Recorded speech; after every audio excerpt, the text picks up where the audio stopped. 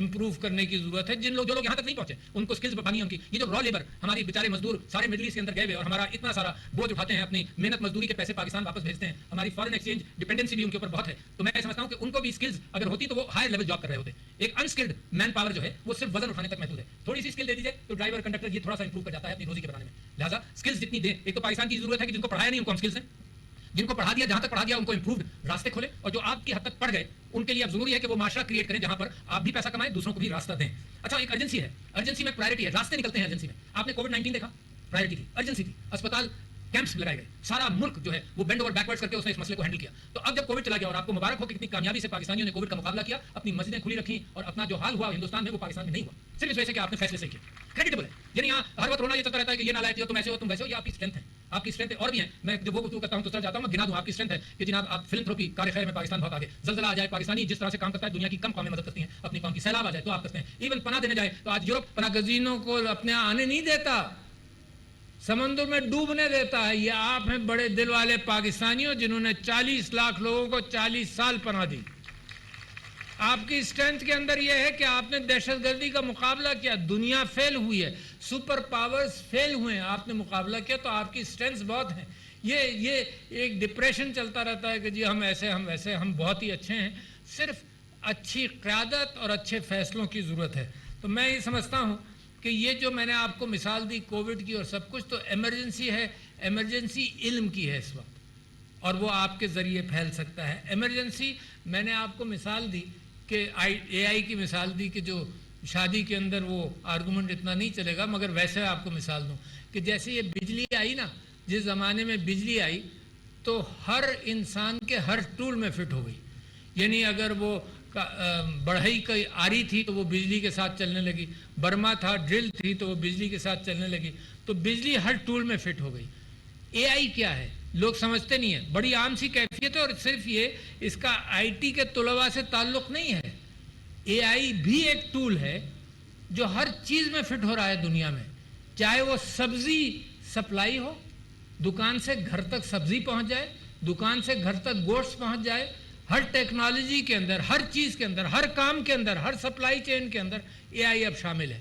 تو لہٰذا صرف کمپیوٹر سائنٹسٹ کی میں بات نہیں کر رہا ہوں, یہ جو جنہوں نے اور باٹنی اور بایولوجی اور سب چیزوں کے اندر کام کیا, یہ ہر ایک کے ساتھ اس کا تعلق ہوگا.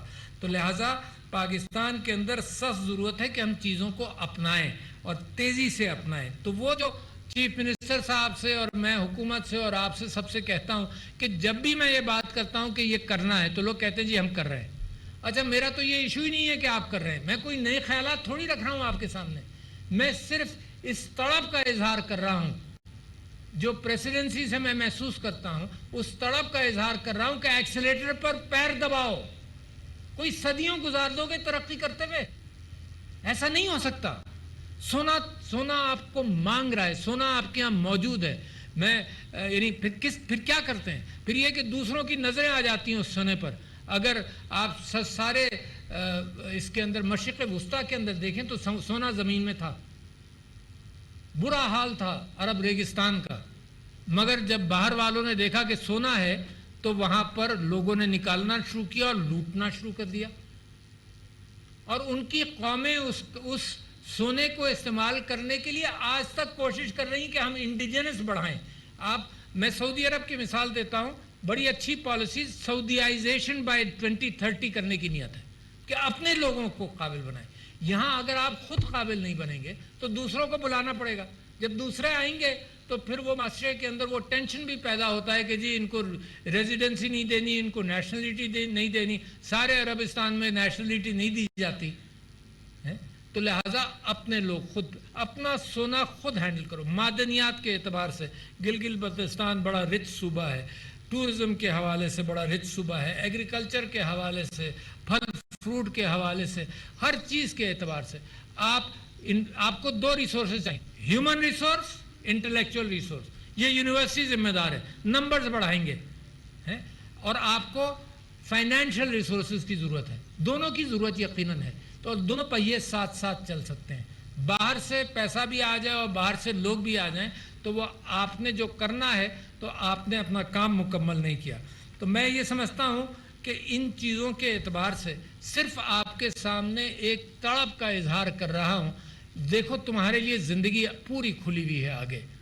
زندگی کو اگر اقدار کے اصولوں کے ساتھ روزی کا جو پانا ہے یا روزی کا جو ٹول ہے وہ تو یونیورسٹی نے آپ کو دے دیا، مگر اقدار کے ٹول کے ساتھ اگر ملا کر آپ زندگی گزاریں گے تو گھر بھی خوش رہے گا، اور صحیح فیصلے کریں گے تو گھر بھی خوش رہے گا، معاشرہ بھی خوش ہوگا. اور جن دور دراز علاقوں سے آپ آئے ہیں ان دور دراز علاقوں کی خوشحالی کے حوالے سے بھی ذمہ داری ہے. اتنا خوش ہوا کل میں سکردو راستے میں صبح نکلا، بچے اسکول جا رہے ہیں، یہاں آیا بچے اسکول جا رہے ہیں، پیارے پیارے چہرے علم کی تلاش میں ہیں. تو یہ ساری ذمہ داری ہے معاشرے کی. آپ ذمہ دار ہوئے ہیں تو لہٰذا آپ کے پاس چھوڑ کر جا رہا ہوں. بہت شکریہ. السلام علیکم فاطمہ.